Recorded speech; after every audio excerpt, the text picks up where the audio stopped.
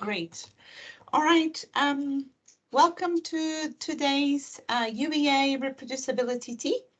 And we're very lucky that we have Dr. Kamran Qureshi from Humanities, who is going to talk to us about his open research practice and transparency in Arts and Humanities.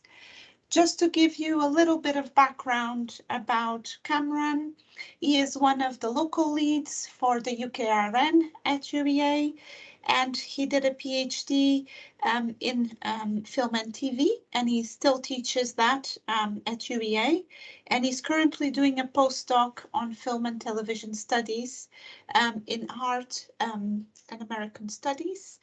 And he's done filmmaking and directed TV for more than 25 years. So thank you, Kamran, for speaking to us today. And yeah, you've got the floor.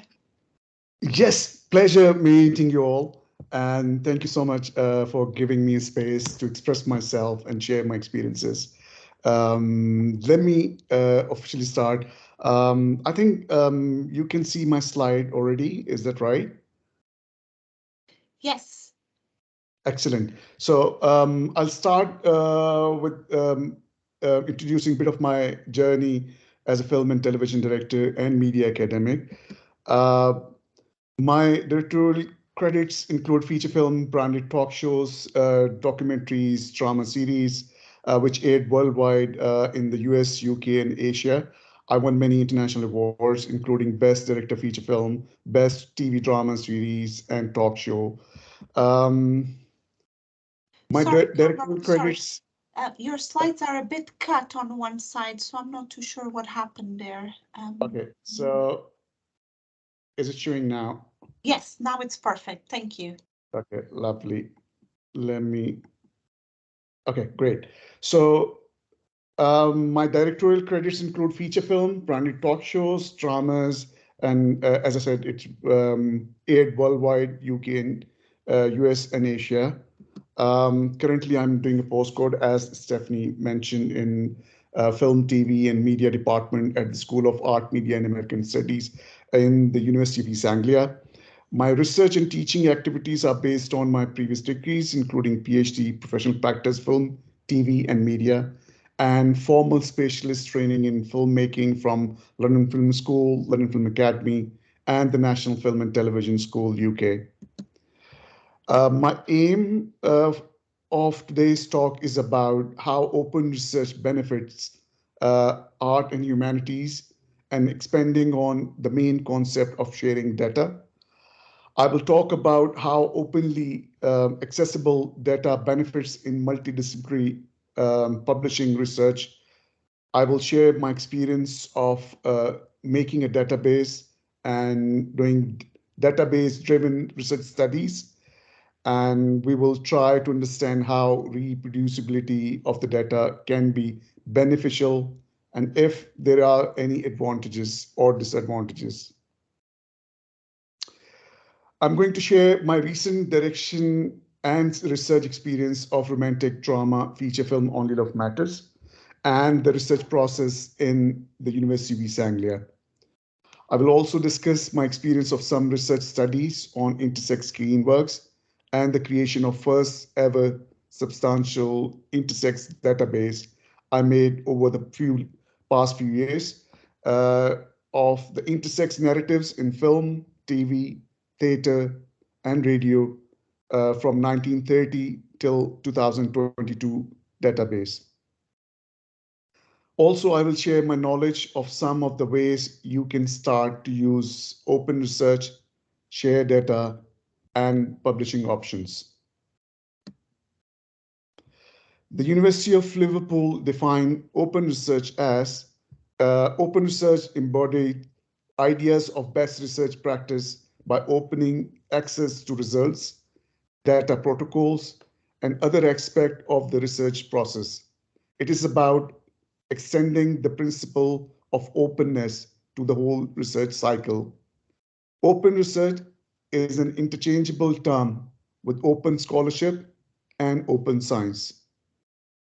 And University of Oxford defined open research is the practice of research that enables others to collaborate, validate, and contribute, where research output, data, protocols, lab notes, and other research processes are freely available under terms that enable reuse, redistribution, and reproduction of the research and its underlying data and methods. University College London lists 8 open research pillars. The first of them is fair data, which is to be findable, accessible, interoperable, and reusable. Although some of these might be achievable easily and some may be difficult, depending on the topic of the research. The second important pillar is research integrity, which counts for the researchers being honest, reliable, and respectful, and to remain accountable for their actions. Other pillars include next generation metrics. The next generation metrics drawn from different sources can help us gain a broader understanding of the significance and importance of research. Future of scholarly communication to promote open scholarship communication and shift the current academic publishing model towards fully open access. Citizen science is about members of the public having a greater role within the research. Education and skills, which focus on identifying the training needs of researchers and skills to engage with open research. And another important pillar is the reward and initiatives.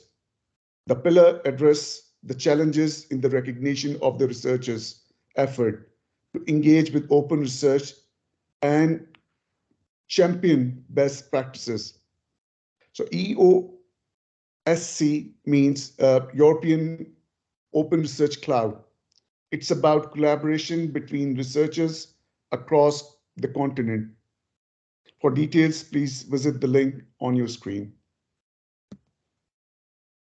Open research practices involves the open sharing of research material, including data, methodologies, tools, and the whole research process from the beginning, if possible. Open research methods are to register the protocols, design, modules, workflows, open access softwares, and publications of metadata with repository or website to ensure the accessibility and reproducibility of the data by other researchers. It contributes to the availability of the tools and methods for research, and through reproducibility, it helps in increasing the quality of research. If you're getting research funding or grant, you might need to demonstrate open research practices in your research design to the funding authority and how you intend to disseminate your research. You can read more details about open research methods on the University of Westminster link on the screen. Today, in humanities and social sciences, the research articles are available in open access journals within universities and other online platforms such as academia and ResearchGate. Usually, while authors try to get their work published, it costs them to publish their articles for open access. However, there are some institutions or journals who don't take publishing fees, such as the American journal Jump Cut, and there are many more. Some universities have purchased agreements with some publishers, enabling them researchers to publish their work in open access at no additional cost to the author or their department. They have also paid for membership schemes with some publishers, which give them discounted open access fees, such as the University of Liverpool. Please check with your university and other research funding bodies. Transparency in research has been in discussion about when, why, and how to make scholarship more transparent for decades. Open research increases your credits and transparency of your research. I know researchers in art and humanities are using open research tools for processes to make their research more visible and more transparent. Although it can vary if the final research output is a book or an article in a subscription or open access journal. Being transparent increases impact and trust in your research. Data sharing. In humanities and social sciences, sometimes there are technicalities involved in the data sharing. If the research is not related to advertising and marketing, most of the time the data is anonymous and based on the demographic with no names or identity mentioned. However, in other cases, the data may vary. It might be possible to conveniently share without any ethical issues, or it might not. For example, the research that involved the human sample or the personal information involved, it may be difficult to share the data until it is anonymized. After completing my TV drama serial Mushrik in 2016, I started doing a research for my new feature film, Catherine, in which I created an intersex character called Patrick. It was based on previously directed television movie uh, Murad in 2003. And I also directed a 32-part television series, Murat, both on the subject of intersex. Both were in Asian language and aired in UK, US, and Asia. I was curious to know about how intersex people have been represented in English language films and what problems they face in the Western world, including the UK and US. I searched for films with intersex related subjects, but could not find a handful of them.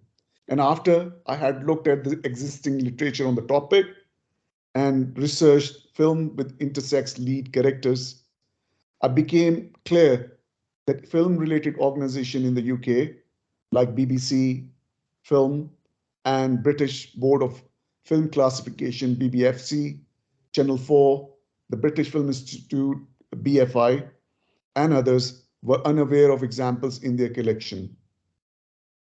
I searched the websites of the United Nations, the European Parliament, American, Australian, and European intersex organizations, Australian and UK government studies, the search engines, UEA, British, and other libraries, some media platforms, and film databases like Internet Movie Database, IMDb, and found films from all over the world, but there was no single authentic database which I could refer to instead of doing random searches.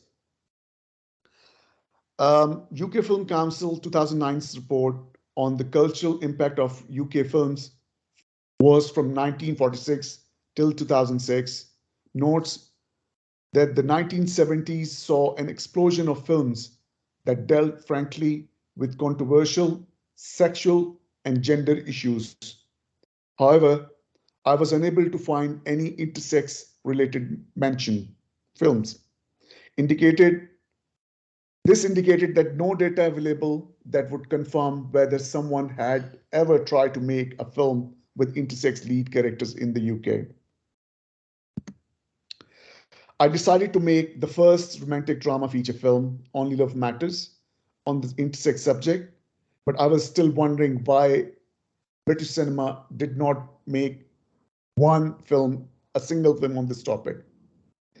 I discovered that there is no practice-based research or academic work that solely focus on the representation of intersex people in English language fiction films.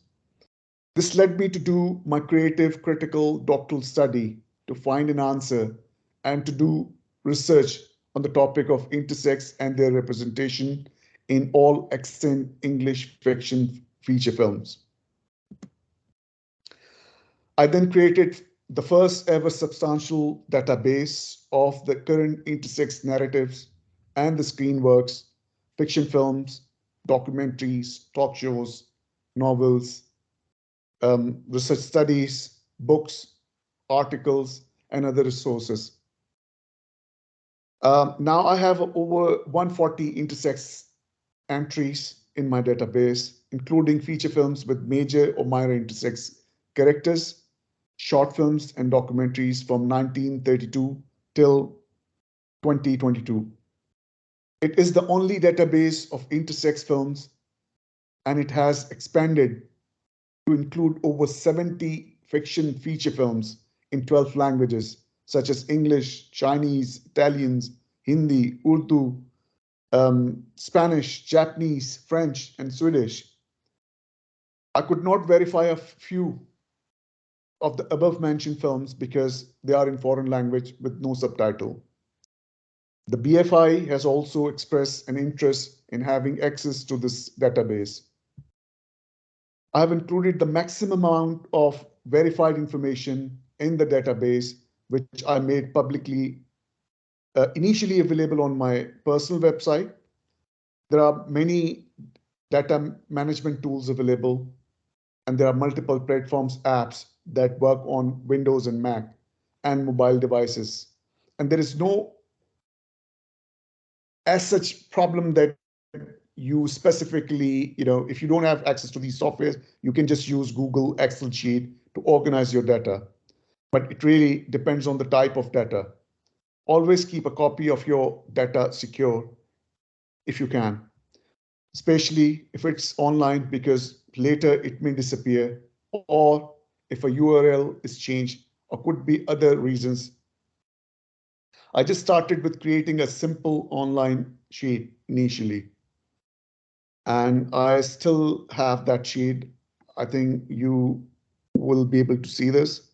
I'm just going to scroll down a quick for you to see that it's not very structured, but I have divided subsection like research studies, statements, and then few theses, and then there's a section about gender, and then there is a section about intersex research studies. Also, fiction novels and some scholarly work about film and TV on this topic. Then methodologies, research as practice. Also, I made it started making a personal biography of intersex people who are prominent as an intersex expert and actively participating. There is a legal section, and also scholars who are working right now on gender, sexuality, and intersex. I have divided this database into different sections.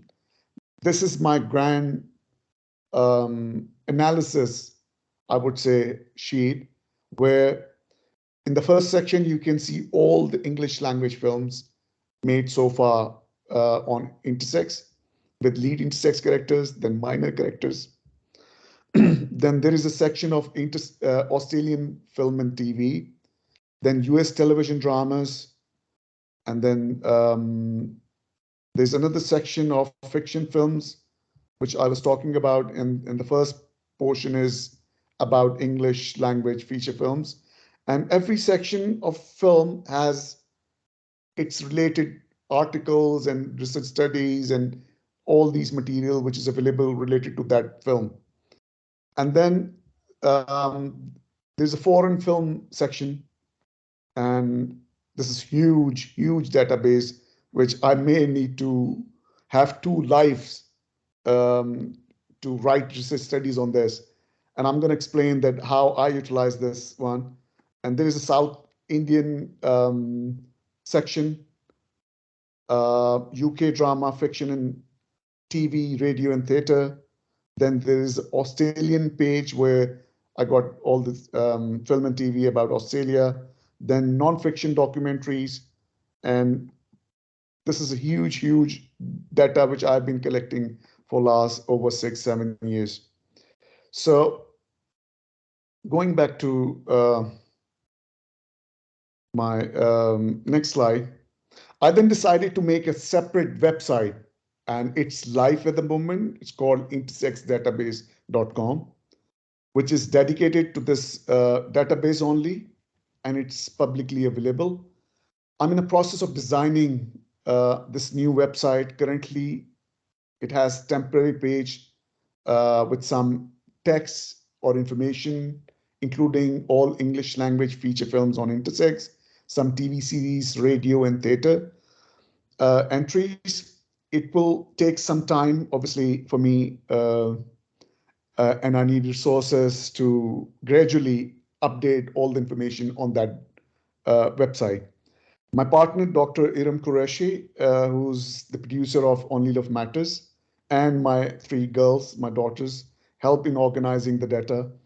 And I hope they will continue helping me to make a modern database website and update information gradually whenever needed. So this database led me to do more research and write book chapters, research articles on US television drama series, Indian cinema, and Australian TV and cinema, as I just showed to you. And I presented them at several international conferences. One of the benefits of making this database and organizing it properly was that it revealed more knowledge on the way. I decided to organize it country-wise first, and then more subcategories. My main area of research is English language film and TV, but because I understand some other languages as well, such as Hindi, Urdu, Punjabi, so I created a sub data set of South Asian screen work and separated it from my actual area of expertise. In 2019, during working on this doctoral research, English language feature films, I wrote about the history. I was about to write history section and the treatment with intersex people in different parts of the world, including South Asia. This collection of several territories data was not only helpful in number, but also indicated to me to write about specific language and regions. It was the time when the Transgender Act was recently passed in Pakistan, and I found multiple media entries in my database from Oxford University, University of Houston, and other credible international news channels and news reports like CNN, BBC, The Guardian, NDTV India, and some intersex organizations like StopIGM.org, Reuters, Al Jazeera, talking about this Transgender Act. And also, I found that there is no research available about this topic. So I selected 50 media, including 25 local from Pakistani media and 25 international media, and wrote a research study about the newly passed act and the life of intersex people in Pakistan. I presented this research in an international intersex conference at the University of Lincoln. Later into 2020, I was contacted by the organizing member of the conference from University of Lincoln, asking if I would like to write a chapter on the study I presented, which I did. My chapter is a critical analysis of Transgender and Intersex Act 2018 in Pakistan versus United Nations recommendation, was published earlier this year by the Palgrave's book, Interdisciplinary and Global Perspective on Intersex, edited by. At that point, I noticed that in United Nations has published in 2016 a whole big research study having different researchers from around the globe about intersex people, and there was instruction about to a member of states that what changes they need to do it in their legislation. Although, again, legislation and all these things were not part of my main study, but this database led me to a journey, basically, to do more researches. Later, I noticed in my database that there are many American TV series who have used intersex characters. I then wrote a research about intersex characters in American TV dramas and presented it in the Birkbeck College, University of London. As much I divulge in the expansion of my intersex database, I found no much more directions to carry out further studies one after another.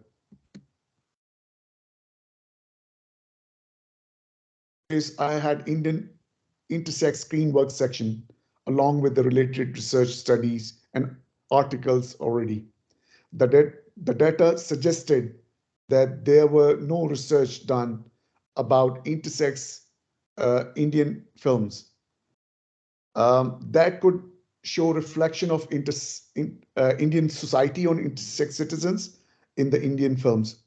I was contacted by later one of the American scholar who was aware of my database, and she invited me to present my research on the South Asian cinema.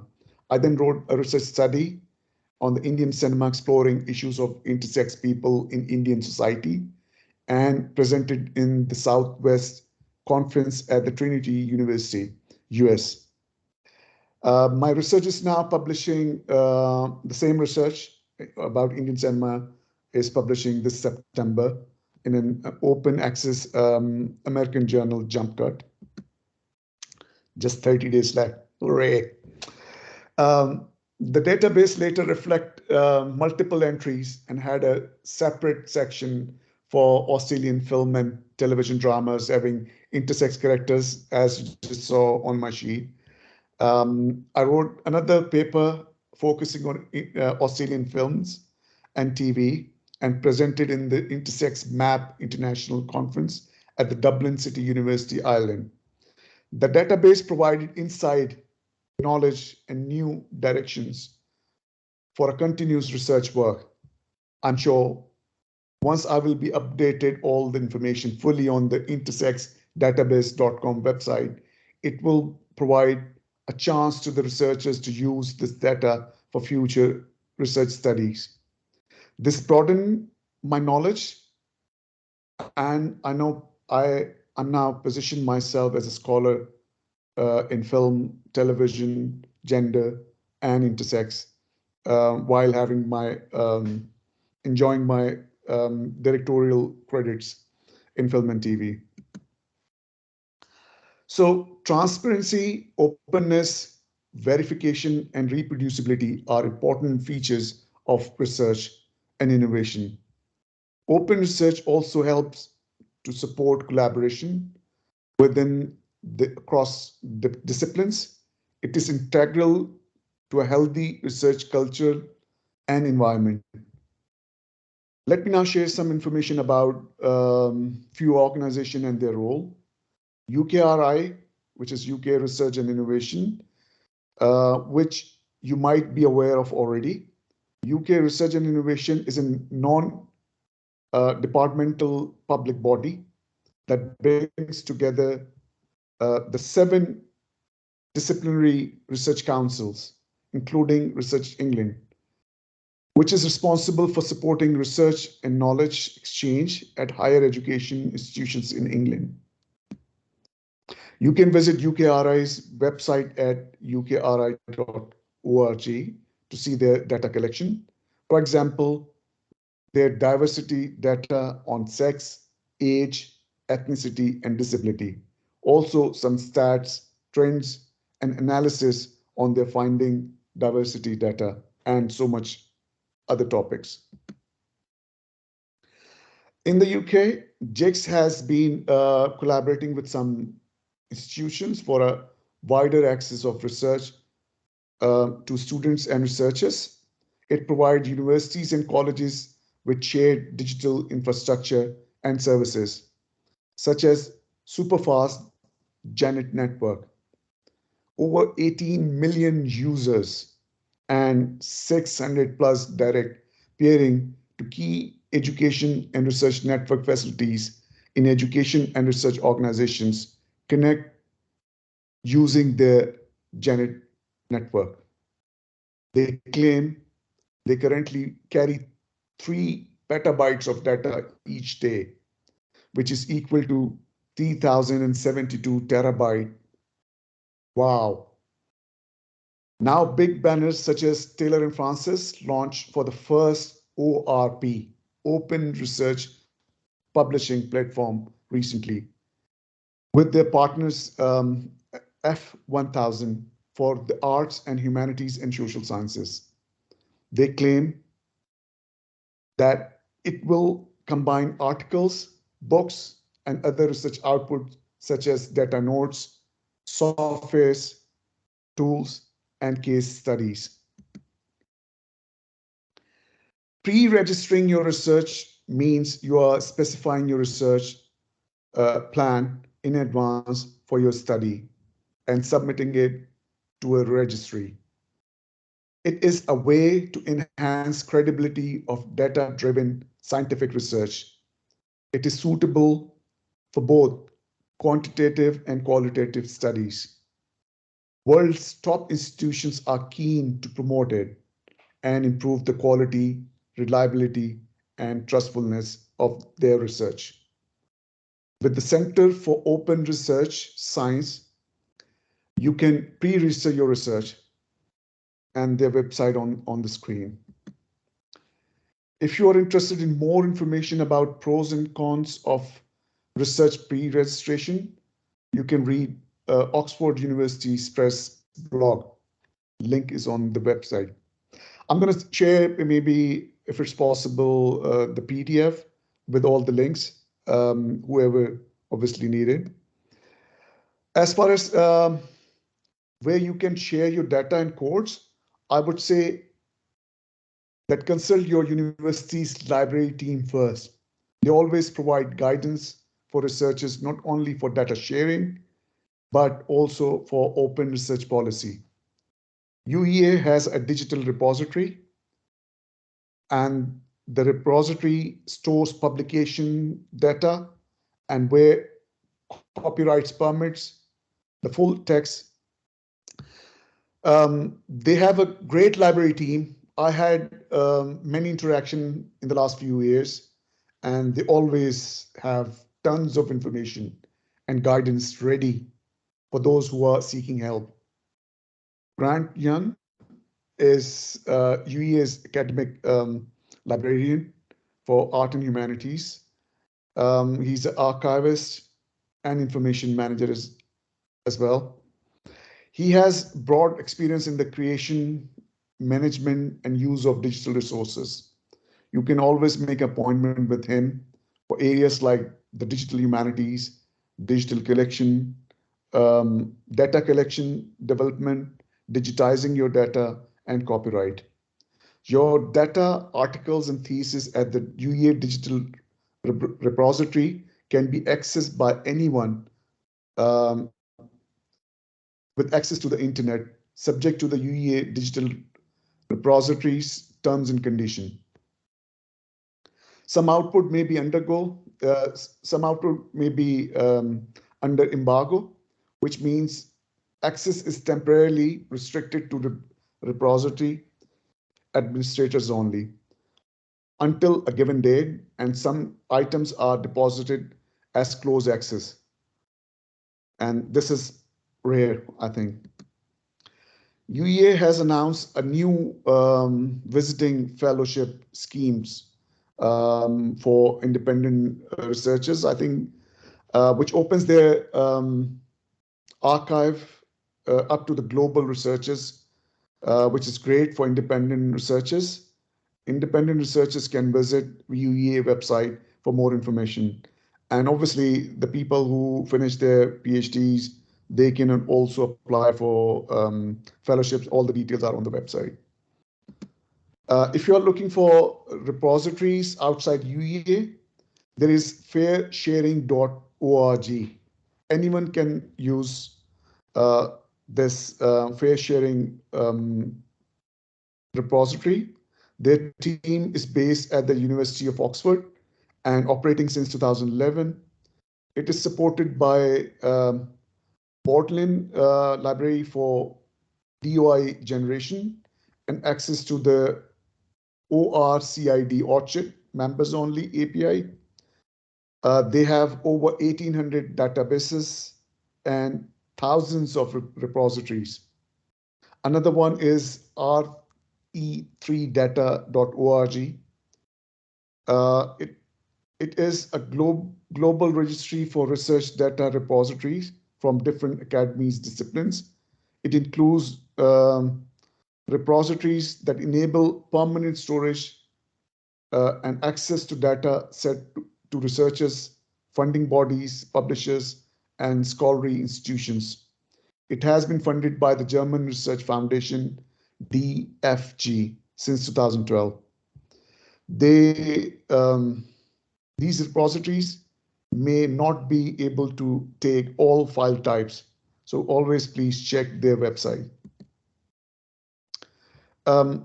Core repository by Humanities Common is an open access scholarly platform in the humanities. You can upload not just articles and monographs, but your course material if you are a teacher or related to teaching, white papers, conference papers, codes, digital projects, and much more. Humanities Common is also a network for people working in the humanities. You can create your profile, join different scholarly group on their platform, and make interdisciplinary connections. You can even build your WordPress website using their platform and increase the impact of your work. You could also identify reputable art and humanities journals that may have links to different repositories where art and humanities researchers are sharing their data. Taylor and Francis also have some general guidelines for the data store and open research, and some key repositories, catalogs that are available online to help you find a suitable repository. It is best if you can plan your research output at the beginning when you are thinking about your research as early as you can. My research work will be much better structured if I know that I'll be sharing my research data and if my research is going to be published in an open access. Some new researchers are aware that they start thinking about where they can share their data. As general, may ask this question as a part of your submission. If I know that my research data is private to me only, I might not going to share with someone else, then maybe it's messy or it might be different or I might not take all the records. Though better planning, you can avoid this problem and improve the quality and transparency of your research. Reproducibility started in early 2018 at the University of Oxford. It has now spread to 100 institutions in 25 different countries. It is a volunteer-run journal club that helps researchers create local open access journal clubs and build a local community at their universities to discuss diverse issues, papers, and ideas about improving open research and reproducibility. You probably learned the importance of sharing in school. Okay, just two more slide left. UK Reproducibility Network is a peer-led consortium for world-leading research They organize UKRN events across and within UEA facilities and disseminate UKRN information. They have short animation and other material to introduce the open research practices of sharing data and how to incorporate people and how to incorporate open research practices in your workflow. I really like this animated video. I'm just gonna play for a few seconds. You probably learned the importance of sharing in school. That principle applies just as much to research data. Funding bodies and publishers increasingly require the sharing of research data. But doing so also benefits the research community, wider society, and even yourself as a researcher. Firstly, sharing your data boosts your own credibility and that of your research. It lets others understand how you conducted your analysis and came to your conclusions. When you share your data, your work is more reproducible, So I'm going to move on to my last slide.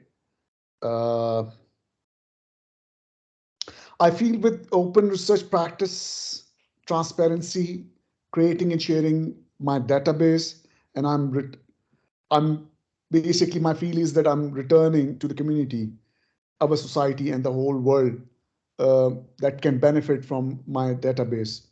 And lastly, I'm going to conclude with this good news of our research, which led me to create and share the database of a feature film, Only Love Matters. It was filmed in the UK and the Great Indian Desert. It is international. It is in international film festivals at the moment. The film has won over 30 awards so far. We received University of East Anglia's Engagement Award 2022 and was also a finalist of UEA's Innovation and Impact Award this year, 2022, for Only Love Matters. And the film will be in cinemas soon, hopefully on Netflix and other OTT platform as well. Any questions, please? Thank you. That's great, Kamran. Thank you so much for such a detailed talk. We could stop the recording now, Anli, if that's all right. That's absolutely fine. Just drop it down.